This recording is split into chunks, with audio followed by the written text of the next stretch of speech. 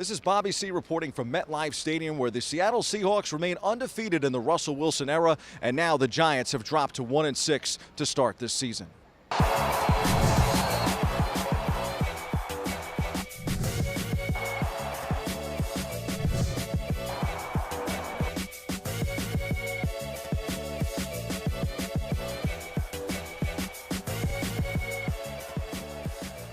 It's been more challenging for you not having those guys around you, the other receivers that are hurt?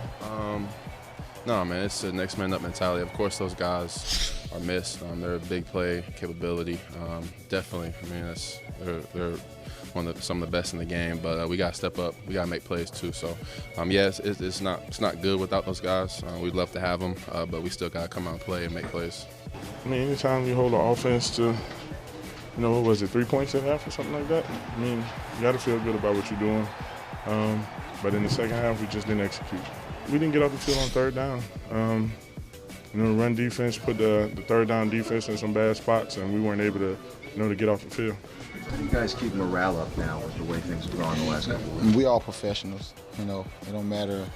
We had a losing record or winning record. We got to come out and do the same thing every week. And this is why we're professional football players. So, we're gonna come back. Get this bye week and come back and get ready to roll again. I think the bye week will be a much-needed refresher for this team. Definitely, man. You got time to reflect, get away from football, get your bodies back, get your mindset back, and come back out fighting.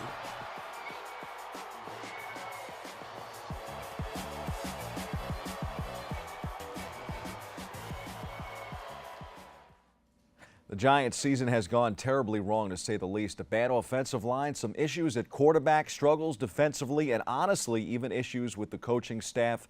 Put that all together, and you can see why the record is what it is. Giants have the bye week to regroup. They return to face the LA Rams next Sunday, November 5th at MetLife Stadium.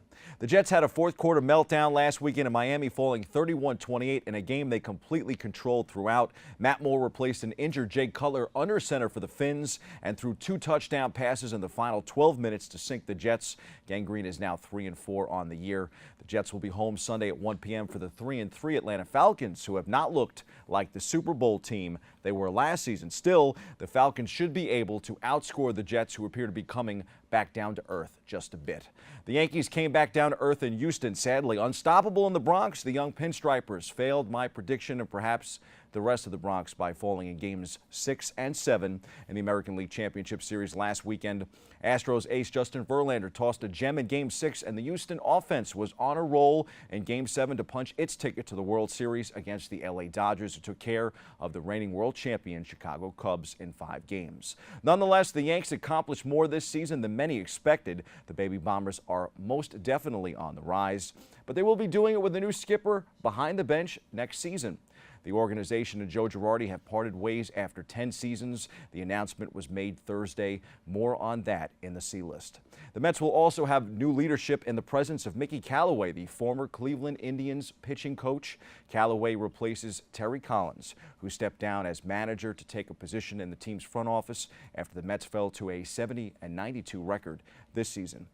Mets hitting coach Kevin Long, White Sox bench coach Joe McEwing, Mariners third base coach Manny Acta, and Astros bench coach Alex Cora also reportedly had interviewed for the job. The 42-year-old Callaway built the Indians' pitching staff into one of the best in baseball since joining the team in 2013. Cleveland, who finished with an American League leading 102 wins, led the majors in ERA, strikeouts, shutouts, and complete games. Time for some quick hitters from around the world of sports. In MLS action, the postseason is here. The Red Bulls took down Chicago 4-0 in the East knockout round Wednesday. They will face Toronto FC Monday, while NYCFC will return to action Tuesday on Halloween on the road in the semifinals against Columbus. On the ice, Eric Stahl had a goal and an assist, and the Minnesota Wild beat the New York Islanders 6-4 on Thursday night. Meanwhile, the New York Rangers beat the winless Arizona Coyotes 5-2 last night. The Broadway Blue Shirts will be in Montreal Saturday night and back home at the Garden Tuesday for the expansion Las Vegas Golden Knights, who at 7-1 look nothing like a first-year team. The Islanders are in Nashville Saturday. The New Jersey Devils are home tonight for the Ottawa Senators. On the NBA hardwood, the Brooklyn Nets had the game of the week here in the Big Apple. On Wednesday night, Spencer Dinwiddie made the go-ahead three-pointer with 43 seconds left while starting for the injured D'Angelo Russell, and the Nets overcame LeBron James's first triple-double of the season to beat the Cleveland Cavaliers 112-107. The Nets and the Knicks will square off tonight at MSG. The rebuilding Knicks are coming off a double-digit loss to Boston last time out and are winless this season. And as the winless and the only winless team in the NBA faces the Nets, Knicks decision makers are said to be evaluating head coach Jeff Hornacek on players' efforts, defensive improvement, and his overall performance. The Nets certainly look to be in better position than the Knicks for the immediate future. On a bright note for the Orange and Blue, Knicks rookie and first round pick Frank Ntilikina is expected to play tonight against Brooklyn after missing the previous 2 games with a left ankle injury. In NASCAR, Martin Truex Jr. is still atop the standings as the round of 8 postseason moves on to Martinsville Speedway this weekend. Kyle Busch is in second. Formula One's Lewis Hamilton took the U.S. Grand Prix in Austin, Texas, and he remains in first in the F1 standings. Notre Dame was one of the biggest winners from Week 8 in college football, but could the Fighting Irish be Week 9's biggest loser? Big question mark there. 6-1 Notre Dame is rewarded for its big win over USC with a tough home game against NC State, a team that could give the Irish many of the same problems Georgia did earlier in the season. If Notre Dame wants to build its resume, it needs a signature win over the Wolfpack. Meanwhile, Ohio State can get back on top of the Big Ten East Division and jump back into the top 4 with a win over Penn State. The Nittany Lions were also major victors in Week 8, but find themselves as a touchdown road underdog going into Columbus.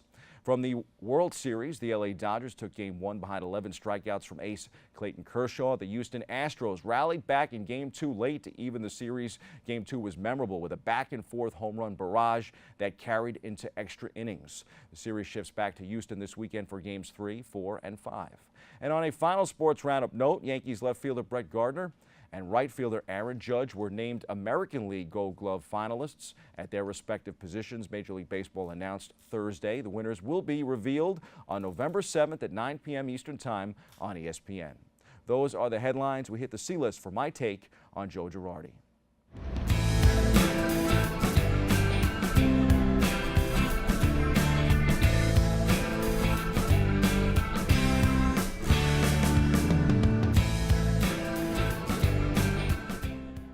Despite 6 postseason appearances and a title in 2009, Yankees manager Joe Girardi wasn't beloved. I think the fans and players felt this way. With the team's ALCS exit, a clean break was for the best. Girardi leaves with more wins than all but 5 managers in the franchise's illustrious history, though each of the 5 ahead of him won at least 2 championships, and 4 of the 5 won at least 3. A World Series title is nothing to scoff at, but Joe was always going to have a tough time living up to the resume of the manager who came before him in the Bronx. Joe Torre went to the World Series in half of his seasons at the helm and brought home the title 4 times. In the end, Girardi was a very good manager. I think he had a memorable run, but the organization and general manager Brian Cashman likely felt that Joe was losing the locker room just a little bit and that it was time for a new voice. To be honest, such is the nature of the business. Coaches and managers, as good or as great as they can be, are often on a road to demise at some point. They are hired, in essence, to be fired. Very few last a lifetime in one location. It doesn't matter if you're Casey Stengel or Joe Girardi. Some fans may agree with the move, while others are likely against it. I think Yankee fans should be more concerned with who gets the job next while saluting Joe on a great 10 years. Cashman's choice of who to replace Joe Girardi will be as important as the move to let him go. Could we see internal candidates like Tony Pena or Rob Thompson? Or could the Yanks go bold and perhaps make Alex Rodriguez the new manager? Time will tell. That's your sports. Join in on the conversation on our social media feed. Let us know who you think should lead the Yankees moving forward. I'm Bobby C. Stay with us. More Open back after this.